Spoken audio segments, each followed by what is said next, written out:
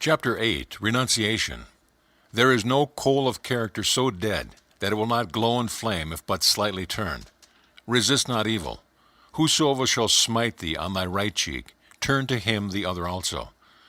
There is a great difference between resisting evil and renouncing it. When you resist evil, you give it your attention, you continue to make it real. When you renounce evil, you take your attention from it and give your attention to what you want. Now is the time to control your imagination and give beauty for ashes, joy for mourning, praise for the spirit of heaviness, that they might be called trees of righteousness, the planting of the Lord, that he might be glorified. You give beauty for ashes when you concentrate your attention on things as you would like them to be, rather than on things as they are. You give joy for mourning when you maintain a joyous attitude regardless of unfavorable circumstance. You give praise for the spirit of heaviness when you maintain a confident attitude instead of succumbing to despondency. In this quotation, the Bible uses the word tree as a synonym for man. You become a tree of righteousness when the above mental states of a permanent part of your consciousness. You are a planting of the Lord when all your thoughts are true thoughts.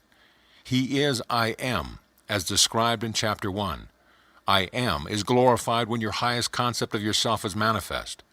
When you have discovered your own controlled imagination to be your Savior, your attitude will be completely altered without any diminution of religious feeling, and you will say of your controlled imagination, "Behold this vine, I found it a wild tree, whose wanton strength had swollen into irregular twigs.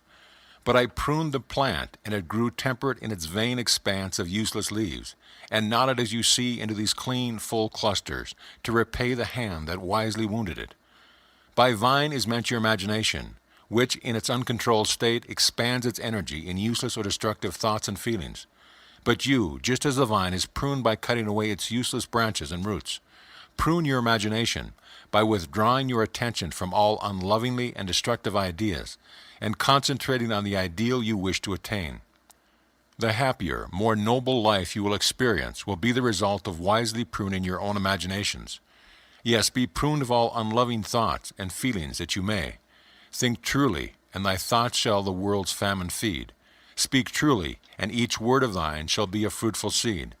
Live truly, and thy life shall be a great and noble creed. End of chapter.